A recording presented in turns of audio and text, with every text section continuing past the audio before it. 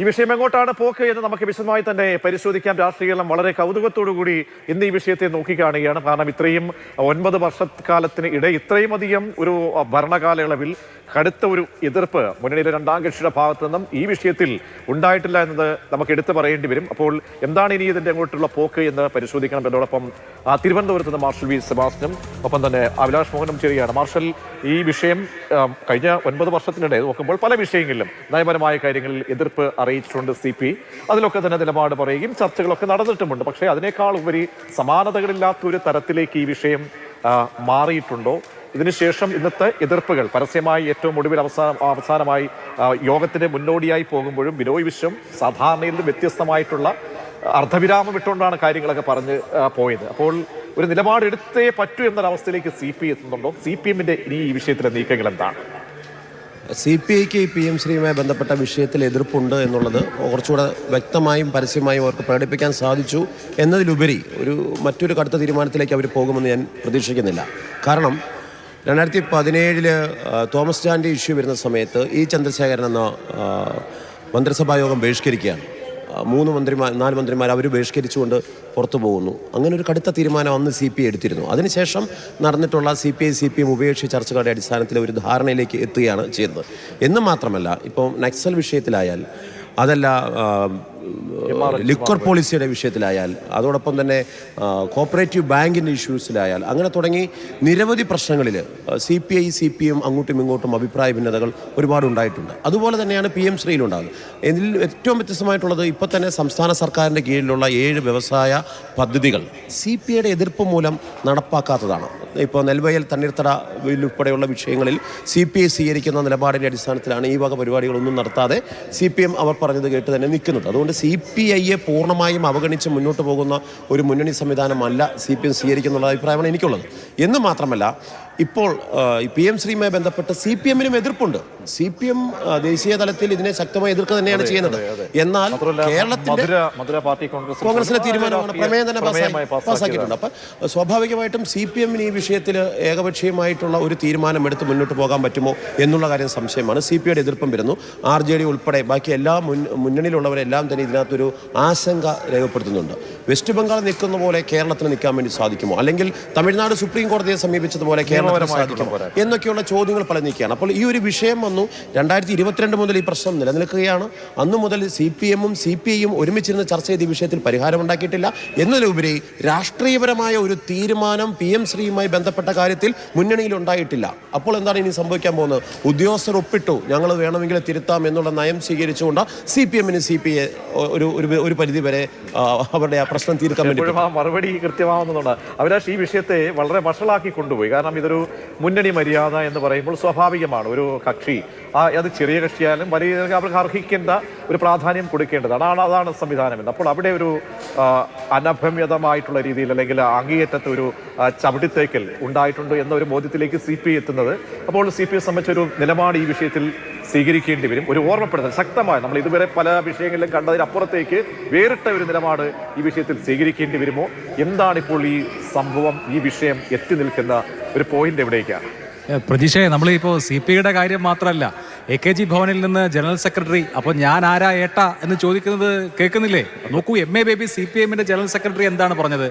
PM Shri പദ്ധതി നടപ്പാക്കേണ്ട എന്നതായിരുന്നു LDF-ന്റെ ആദ്യത്തെ തീരുമാനം. ആ തീരുമാനം മാറ്റണോ എന്ന് ഞങ്ങൾ LDF-ൽ ചർച്ച ചെയ്ത് തീരുമാനിക്കും. CPIയെ അവഗണിക്കുന്ന സാഹചര്യം ഉണ്ടാവില്ല. അപ്പോൾ LDF-ൽ ചർച്ച ചെയ്തേ ഈ കാര്യം തീരുമാനിക്കൂ എന്ന് പറഞ്ഞത് CPM-ന്റെ ജനറൽ സെക്രട്ടറിയാണ്. എന്നിട്ട് ഒപ്പിട്ടത് ജനറൽ സെക്രട്ടറി അറിഞ്ഞോ? CPM പാർട്ടി അറിഞ്ഞോ? CPM പാർട്ടിയുടെ ജനറൽ സെക്രട്ടറി അറിഞ്ഞിട്ടില്ല, CPI അറിഞ്ഞിട്ടില്ല. ചാനലിൽ കണ്ടപ്പോഴാണ് അറിയുന്നത്. ഇപ്പോൾ മുന്നണിക്കകത്തെ ചർച്ച എന്നൊരു പ്രധാനപ്പെട്ട കാര്യം ഇവിടെ ഇപ്പോൾ PM ശ്രീ പദ്ധതി നടപ്പാക്കുന്നോ ഇല്ലയോ എന്നുള്ളതല്ല. ഈ പദ്ധതി ഇവിടുത്തെ സാമ്പത്തികമായ സാഹചര്യങ്ങൾ കൂടി ചൂണ്ടിക്കാണിച്ച് CPIയെ കൂടി കൺവിൻസ് ചെയ്ത് നടത്താലോ. ഇവിടെ CPI എന്താ ചെയ്തത്? CPIയുടെ സംസ്ഥാന സെക്രട്ടറി പരസ്യമായ ഒരു നിലപാടെടുത്തു. പരസ്യമായി ഒരു നിലപാടെടുത്ത് നിൽക്കുമ്പോൾ അവരുമായിട്ടൊരു ചർച്ച, ഒരു ഉഭയകക്ഷി ചർച്ച, അതിനുശേഷം മുന്നണിയിലുള്ള ചർച്ച, അത് അനിവാര്യമല്ലേ? അതിവിടെ നടന്നിട്ടില്ല. അപ്പോൾ CPIയുടെ ജനറൽ സെക്രട്ടറി ദേശീയമായി എടുത്ത നിലപാട്, CPIM-ന്റെ ജനറൽ സെക്രട്ടറി എടുത്ത നിലപാട്, പാർട്ടി പ്രസിദ്ധീകരണങ്ങളുടെ നിലപാട്, സംസ്ഥാനത്ത് CPIയുടെ സംസ്ഥാന സെക്രട്ടറി ഒരു നിലപാട് പരസ്യമായി പറയുന്നു. CPIയുടെ മന്ത്രി K. രാജൻ മന്ത്രിസഭാ യോഗത്തിൽ ഈ വിഷയം ഉന്നയിക്കുമ്പോൾ ഒരു പ്രതികരണവും ആരിൽ നിന്നും ഉണ്ടാവുന്നില്ല. K. രാജൻ ഈ വിഷയം പറയുന്നു. ആരും കേട്ടതായി പോലും നടിക്കുന്നില്ല. അപ്പോൾ മന്ത്രിസഭാ യോഗത്തിൽ പോലും ഈ കാര്യത്തിൽ CPI പറയുന്ന കാര്യങ്ങൾക്കൊരു കേൾവി പോലും കിട്ടുന്നില്ല. ഇതിനൊക്കെ ശേഷമോ CPIM-ന്റെ സംസ്ഥാനത്തെ സെക്രട്ടറിയോട് MV ഗോവിന്ദൻ മാഷോട് ചോദിക്കുമ്പോൾ ഏത് CPI എന്ന മറുപടിയാണ് കിട്ടുന്നത്. അപ്പോൾ ഏത് CPI എന്ന നിലപാട് എന്ന ആറ്റിറ്റ്യൂഡ് ഈ വിഷയത്തിൽ CPIയോട് പുലർത്തി എന്നുള്ളതാണ്. ഇപ്പോൾ PM ശ്രീ പദ്ധതിയുടെ എല്ലാ വശങ്ങളും അതിൻ്റെ ഇപ്പോൾ ഈ SSA ഫണ്ട് തടഞ്ഞു വെച്ചിരിക്കുന്നത് അടക്കമുള്ള വിഷയങ്ങൾ ഉഭയകക്ഷി ചർച്ചയിൽ സംസാരിച്ച് പിന്നീട് LDF-ലും സംസാരിച്ച് CPIയുടെ വിയോജിപ്പോടുകൂടി നടപ്പാക്കാം. ഒരു കാര്യമാണ് ഇനിയിപ്പോൾ എന്താണ് 3:30 MV ഗോവിന്ദൻ പതിവ് സെക്രട്ടേറിയറ്റിന് ശേഷമുള്ള വാർത്താ സമ്മേളനത്തിൽ ഇതായിരിക്കും എന്തായാലും പ്രധാനപ്പെട്ട ഒരു വിഷയമായി വരിക. സംസാരിക്കാം. വൈകിട്ട് 4 മണിക്ക് വിദ്യാഭ്യാസ മന്ത്രി മാധ്യമങ്ങളെ കാണുന്നു. അപ്പോഴും ഇനി പുതിയൊരു കാര്യം വരുന്നില്ലല്ലോ ഇതിൽ വിശദീകരിക്കാൻ. കാരണം ഇക്കാര്യങ്ങൾ ഈ എന്ത് പറഞ്ഞാലും ഏത് രീതിയിൽ ഇതിനെ വ്യാഖ്യാനിച്ചാലും അവർ ഒരു പുതിയൊരു ആൻസർ കൊണ്ടുവന്നാലും ഇതൊക്കെ നേരത്തെ ആകാമായിരുന്നില്ലേ? നേരത്തെ LDF എന്ന് പറയുന്ന ഒരു ഫോറത്തിലേക്ക് വലിയ താമസമൊന്നുമില്ല, ഒരു ദിവസത്തെ കാര്യം അല്ലെങ്കിൽ 1-2 മണിക്കൂർ കാര്യം. തിരുവനന്തപുരത്ത് തന്നെ പ്രധാനപ്പെട്ട നേതാക്കളൊക്കെ കാണും. അവരെയൊക്കെ വിളിച്ച് കാര്യങ്ങൾ സംസാരിക്കാവുന്ന ചെറിയ മുള്ളുകൊണ്ടെടുക്കേണ്ട വിഷയമായിരുന്നല്ലോ. ഇത് പദ്ധതിയുടെ വിശദാംശങ്ങളോ അതിന്റെ ഇംപ്ലിക്കേഷൻസോ ഒന്നും അല്ലെന്നേ. അപമാനിച്ചില്ലേ, നാണം കെടുത്തിയില്ലേ? ഒരു പരസ്യമായ നിലപാടെടുത്ത LDF-ലെ രണ്ടാമത്തെ ഘടകകക്ഷിയോട് ചർച്ച ചെയ്ത് മുന്നണി യോഗം ചേർന്ന് മുന്നണി യോഗത്തിൽ ഇത് സ്വീകരിക്കേണ്ടതിന്റെ അനിവാര്യത ബോധ്യപ്പെടുത്തി അവരുടെ വിയോജിപ്പോട് കൂടിയാണെങ്കിലും നടപ്പാക്കാമായിരുന്നു. CPIയുടെ വിയോജിപ്പെങ്കിലും അക്കോമഡേറ്റ് ചെയ്യാമായിരുന്നു. ഇതൊരു ചർച്ചയ്ക്ക് പോലും സന്നദ്ധമായില്ല. ഒരു ഉഭയകക്ഷി ചർച്ചയ്ക്കോ മുന്നണി ചർച്ചയ്ക്കോ പോലും സന്നദ്ധമായില്ല. CPIയെ ഏത് CPI എന്ന ആറ്റിറ്റ്യൂഡിലാണ് കൈകാര്യം ചെയ്തത്. CPIയുടെ ചരിത്രത്തിൽ ഇത്രയും വലിയൊരു ഹ്യൂമിലിയേഷൻ ആ പാർട്ടി നേരിട്ടിട്ടുണ്ടാവില്ല. ആ നിലയ്ക്ക് നാണം കെടുത്തപ്പെട്ട, അപമാനിക്കപ്പെട്ട, വ്രണിതരായ ഒരു പാർട്ടിയാണ് ഇപ്പോൾ യോഗം ചേരുന്നത്. അതുകൊണ്ടാണ് അവർ വൈകാരികമായി പല നേതാക്കളും മന്ത്രിമാരെ പിൻവലിക്കണം തുടങ്ങിയ കാര്യങ്ങൾ ആവശ്യപ്പെടുന്നത്. ഇപ്പോഴത്തെ ഒരു രാഷ്ട്രീയ പരിസ്ഥിതിയിൽ LDF-ൽ നിന്ന് പിൻവാങ്ങുക എന്നുള്ളത് CPIയെ സംബന്ധിച്ച് രാഷ്ട്രീയമായി ആലോചിക്കാൻ കഴിയുന്ന കാര്യമല്ല. അത് രാഷ്ട്രീയ ആത്മഹത്യയായി പരിണമിക്കുകയും ചെയ്യും. അതുകൊണ്ട് അവർക്ക് ലിമിറ്റേഷൻസ് ഉണ്ട്. പക്ഷേ CPI, communist party of India, Kerala ചരിത്രത്തിൽ ഇതുപോലെ അപമാനിക്കപ്പെട്ട, ഇതുപോലെ ഇൻസൾട്ട് ചെയ്യപ്പെട്ട, ഇതുപോലെ ഹ്യൂമിലിയേറ്റ് ചെയ്യപ്പെട്ടിട്ടുള്ള ഒരു സന്ദർഭം ഉണ്ടോ എന്നുള്ളതാണ് ആ പാർട്ടിയുടെ നേതാക്കൾ നോക്കുന്ന ഒരു കാര്യം. അവരുടെ അണികൾക്കും സ്വാഭാവികമായി ഈ വികാരമുണ്ട്. നേതാക്കളോട് അവർ ഈ കാര്യങ്ങൾ ചോദിക്കുന്നുണ്ട്. എന്തുകൊണ്ട് ഈ പാർട്ടി ഒരു ചർച്ചയ്ക്ക് പോലും അർഹം അല്ലാത്ത വിധത്തിൽ ഹ്യൂമിലിയേറ്റ് ചെയ്യപ്പെട്ടു എന്നുള്ളതാണ് ഇവിടുത്തെ അടിസ്ഥാനപരമായ പ്രശ്നം. PM ശ്രീയുടെ മറ്റ് മാനദണ്ഡങ്ങളോ അതൊക്കെ രണ്ടാമത്തെ വിഷയമാണ്. CPI ഒരു നിലപാട് പറഞ്ഞിട്ട്, CPI ഒരു ആവശ്യം ഉന്നയിച്ചിട്ട് മുന്നണിയിൽ പോലും ചർച്ച ചെയ്യുകയോ അവരെ കേൾക്കുകയോ ചെയ്യാതെ, മന്ത്രിസഭാ യോഗത്തിൽ മന്ത്രി രാജൻ പറഞ്ഞ കാര്യങ്ങൾ പോലും കേൾക്കാതെ ഒരു തരത്തിലും CPIയെ പരിഗണിച്ചില്ല എന്നുള്ളതാണ് ഇവിടുത്തെ വിഷയം. മാർഷൽ, ഇക്കാര്യത്തിൽ നോക്കൂ, ഇന്നിപ്പോൾ ABVP മന്ത്രിയെ പോയി സ്വാഗതം ചെയ്യുകയാണ്. അതായത് ഇവിടെ ടൈപ്പാണ്, മുഖ്യമന്ത്രി ഡൽഹി സന്ദർശനത്തിന് ശേഷമാണ് കാര്യങ്ങൾ എന്നൊക്കെ പറഞ്ഞ് പ്രതിപക്ഷം അവിടെ ഇതിനെ രാഷ്ട്രീയ ആയുധമായി മാറ്റുകയും ചെയ്യുന്നുണ്ട്. പ്രതിപക്ഷ നേതാവ് ഒഴിച്ച് പ്രതിപക്ഷ VD സതീശനോട് ചോദിച്ചപ്പോൾ സ്വാഗതം ചെയ്തു. പക്ഷേ മുന്നണിയുടെ കൺവീനർ സ്വാഗതം ചെയ്യുകയാണ്. അപ്പോൾ പല രീതിയിൽ ചർച്ചകൾ അതിലെനിക്ക് ചിരിയാ വരുന്നത്. കാരണം PM ശ്രീ പദ്ധതിയിൽ ഒപ്പിട്ടതിന്റെ പേരിൽ CPIക്കാർ പോകാൻ പോകുന്നത് എങ്ങോട്ടാണ്? കർണാടക ഉൾപ്പെടെ കോൺഗ്രസ് ഭരിക്കുന്ന മുഴുവൻ സംസ്ഥാനങ്ങളിലും PM ശ്രീ ഒപ്പിട്ടിട്ടുണ്ട്. ആ PM ശ്രീ ഒപ്പിട്ടിട്ടുള്ള കോൺഗ്രസിലേക്കാണോ അല്ലെങ്കിൽ ആ മുന്നണിയിലേക്കാണോ CPI പോകാൻ പോകുന്നത്? അതില്ല. അപ്പൊ അത് എനിക്കതേ മാധ്യമങ്ങളിൽ വാർത്ത വരുമ്പോൾ ചില നേതാക്കന്മാർ, നേരത്തെ അഭിലാഷ് സൂചിപ്പിച്ച പോലെ വൈകാരികമായി നമുക്ക് ഇത് വിട്ടുപോകാം എന്നൊക്കെ പറഞ്ഞല്ലാതെ അവരെ കൊണ്ട് സാധിക്കുന്ന കാര്യമൊന്നുമല്ല. അവർ മുന്നണി വിട്ടുപോകുന്നു ഞാൻ വിശ്വസിക്കുന്നേ ഇല്ല. എന്ന് മാത്രമല്ല, ഇനിയും ഭരണം തീരാനായിട്ട് 6 മാസം തികച്ചില്ല. ആ സമയത്ത് മന്ത്രിസഭയിൽ നിന്ന് മാറി നിൽക്കാനോ ബഹിഷ്കരിക്കാനോ ഉള്ള തീരുമാനങ്ങളൊന്നും തന്നെ ഗുണകരമല്ല മുന്നണിക്കും CPI എന്ന പാർട്ടിക്കും. CPI പകരം പോകാൻ ഇതില്ല. പിന്നെ നേരത്തെ സൂചിപ്പിച്ച പോലെ CPIക്ക് വേണമെങ്കിൽ മുന്നണിയിൽ ഈ വിഷയം ഉന്നയിച്ച് കത്ത് കൊടുക്കാം. CPIക്ക് ഞങ്ങളിങ്ങനെ പരസ്യമായിട്ടുള്ള പല പ്രതികരണങ്ങളും ബിനോയ് വിശ്വം നടത്തിയിട്ടുണ്ട്, EP ജയരാജൻ നടത്തിയിട്ടുണ്ട്, TP രാമകൃഷ്ണൻ നടത്തിയിട്ടുണ്ട്, ഗോവിന്ദൻ മാഷ് നടത്തിയിട്ടുണ്ട്, ഇവരൊക്കെ നടത്തിയിട്ടുണ്ട്. എന്നാൽ ഈ വിഷയത്തിൽ ഒരു രാഷ്ട്രീയപരമായ ചർച്ച ഇവിടെ നടന്നില്ല. അവിടെ എത്രയോ വർഷമായി മാർഷലൊക്കെ ഈ CPIയുടെ വെളിയം ഇരുന്ന സമയം തൊട്ടൊക്കെ ഈ റിപ്പോർട്ടിങ്ങിനുള്ളവരാണ്. അന്നൊക്കെ എല്ലാവരും ചോദിക്കുന്നവരാണ്, വെളിയമോ അല്ലെങ്കിൽ ചന്ദ്രപ്പനോ ആയിരുന്നെങ്കിൽ എന്തായിരുന്നു സ്റ്റാൻഡ് എടുക്കേണ്ടത്? വളരെ ഒരു ക്രൂഷ്യൽ ആയിട്ടുള്ള അല്ലെങ്കിൽ ഒരു മറുപടി എന്താണ് ഇന്ന് രാവിലെ പ്രകാശ് ബാബു ഉൾപ്പെടെയുള്ളവരുടെ പ്രതികരണം പോലും വളരെ സോഫ്റ്റ് ആയിരുന്നു, ലൈറ്റ് ആയിരുന്നു. അല്ല, സ്വാഭാവികമുണ്ട്. അന്നത്തെ കാലത്ത് വെളിയം ഇരിക്കുന്ന സമയത്ത് ഒന്നുമില്ലെങ്കിൽ 3 സംസ്ഥാനങ്ങളിൽ ഇടത് ഭരണമുണ്ട്. ത്രിപുരയിലും വെസ്റ്റ് ബംഗാളിലും കേരളത്തിലുമുണ്ട്. അന്ന് ഒരു മുന്നണികൾ തമ്മിലുള്ള സംസാരത്തിൽ വ്യത്യാസമുണ്ട്. ഇന്ന് കനൽ ഒരു തരിയേ ഉള്ളൂ, അത് ഈ കേരളത്തിൽ മാത്രമാണ്. ഇവിടെ കലഹിച്ച് CPIയും CPM കൂടെ കലഹിച്ച് പുറത്തേക്ക് വന്നു കഴിഞ്ഞാൽ ഈ ഉള്ള ഒരു ഭരണം കൂടി പോയാൽ എന്ത് ചെയ്യും എന്ന് ചോദിച്ച ആൾ കാനൻ രാജേന്ദ്രനാണ്.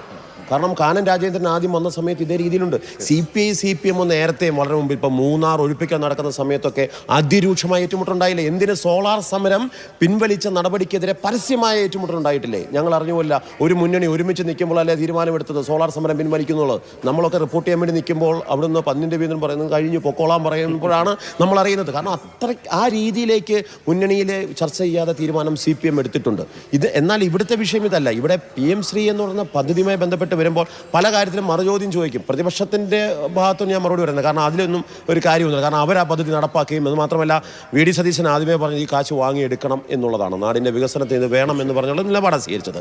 എന്നാൽ ഇവിടെ പ്രധാനമന്ത്രിയുടെ പേര് വെക്കുന്നതാണോ പ്രശ്നം ചോദിച്ചാൽ ജവഹർലാൽ നെഹ്റു മുതൽ അടൽ ബിഹാരി വാജ്പേയി വരെയുള്ള മുഴുവൻ പ്രധാനമന്ത്രിമാരുടെയും പേരിൽ പദ്ധതികളുണ്ട്. അവിടെയാണ് അഭിലാഷ് ഈ തമിഴ്നാടിന്റെ ഒരു മോഡലുണ്ട്. തമിഴ്നാട് അവർ നിയമപരമായി പോകുന്നു, പക്ഷെ അവിടെ ഒരു സന്നിഗ്ധാവസ്ഥ അതിന്റെ സമയമായാലും ഇനിയിപ്പോൾ അധിക സമയമില്ല, പദ്ധതിയുമായിട്ട് ബന്ധപ്പെട്ടായാലും അധിക സമയമില്ല, സർക്കാരിന്റെ ഈ ടേമായാലും അധിക സമയമില്ല. അപ്പോൾ ഒരു ഇക്കാര്യത്തിലൊരു അവധാനതയോടുകൂടി ഒരു തീരുമാനത്തിലേക്ക് പോകാമായിരുന്ന ഒരു സാഹചര്യം ഉണ്ടായിരുന്നോ CPM-നെ സംബന്ധിച്ച്, സർക്കാരിനെ സംബന്ധിച്ച്? സർക്കാരിനെ സംബന്ധിച്ച് SSA ഫണ്ട് തടഞ്ഞു വെച്ചിരിക്കുന്നതാണ് സർക്കാരിന്റെ ഏറ്റവും പ്രധാനപ്പെട്ട പ്രശ്നം. ഈ PM ശ്രീയുടെ വിഹിതം എന്ന് പറയുന്നത് അത്ര വലിയ വിഹിതമല്ല. സ്കൂളുകളും കുറവാണ്. അതെ, ഒരു ബ്ലോക്കിൽ നിന്ന് 2 സ്കൂളുകൾ വെച്ച് ഇനി PM ശ്രീ പദ്ധതിക്ക് 1 വർഷം കൂടി 2 വർഷമുണ്ട്. ഇനിയിപ്പോൾ നടപ്പായി വരാൻ 1 വർഷം നമ്മൾ കാൽക്കുലേറ്റ് ചെയ്താൽ യഥാർത്ഥത്തിൽ അവസാനത്തെ 1 വർഷം എന്ന് പറഞ്ഞാൽ ഒരു ബ്ലോക്കിൽ നിന്ന് 2 സ്കൂൾ വെച്ച് സ്കൂളുകളെ സെലക്ട് ചെയ്യുന്നു. ഇപ്പോൾ നമ്മൾ കിഫ്ബി വഴിയൊക്കെ ഒരു സ്കൂളിന് കൊടുക്കുന്ന തുകയുമായി താരതമ്യം ചെയ്താൽ കുറവാണ്. അതായത് വലിയ ഈ PM ശ്രീ പദ്ധതി എന്ന് പറയുന്നത് വലിയ ആനക്കാര്യമൊന്നുമല്ല. പ്രശ്നം എന്തുകൊണ്ട് ഈ PM ശ്രീയിൽ ഒപ്പുവെക്കേണ്ടി വന്നു എന്ന് ചോദിച്ചാൽ കേന്ദ്രം വിദ്യാഭ്യാസത്തിന് തരേണ്ട ഫണ്ട് കേരളത്തിൻ്റെ SSA ഫണ്ട് തടഞ്ഞു വെച്ചിരിക്കുന്നു. ആ ഫണ്ട് ഇതിൽ MOUയിൽ ഒപ്പിട്ടാൽ ആ ഫണ്ട് കിട്ടും. 1500 കോടിക്കടുത്ത് രൂപ റിലീസ് ചെയ്യപ്പെടും എന്നുള്ളതാണ് ഇത് ഒപ്പിടാനുള്ള അടിസ്ഥാനപരമായ കാരണം. CPM തന്നെ പറയുന്നത് PM ശ്രീ സ്കൂളുകൾ എങ്ങനെ അതിൻ്റെ പ്രായോഗികത. ഇനിയിപ്പോൾ ഇന്ന് രാവിലെ അനിൽകുമാർ ചോദിച്ചത് ഇനിയിപ്പോൾ PM ശ്രീ സ്കൂളുകൾ ഉണ്ടായാൽ തന്നെ ആ സ്കൂളിൽ കുട്ടികളെ ചേർക്കണമെന്ന് നമ്മളല്ലേ തീരുമാനിക്കുന്നത് എന്നൊക്കെയാണ്. PM ശ്രീ സ്കൂളുകൾ എന്നുള്ളതല്ല ആത്യന്തികമായ പ്രശ്നം, ഈ ഫണ്ട് എന്നുള്ളതാണ്. അപ്പോൾ PM ശ്രീ സ്കൂളുകളിൽ ഈ MOU അനുസരിച്ചാണെങ്കിൽ അവിടെ ഈ പുതിയ വിദ്യാഭ്യാസ നയത്തിൻ്റെ 2020 വിദ്യാഭ്യാസ നയത്തിൻ്റെ ചട്ടക്കൂടിലുള്ള പാഠ്യപദ്ധതി അടക്കം നടപ്പിലാക്കണം എന്നുള്ളതാണ് വരുന്ന പ്രശ്നം. എന്ന് കരുതി കേരളത്തിലെ എല്ലാ സ്കൂളുകളിലും NEP ചട്ടക്കൂട് അനുസരിച്ചുള്ള പാഠ്യപദ്ധതി നടപ്പാക്കണമെന്നൊന്നുമില്ല.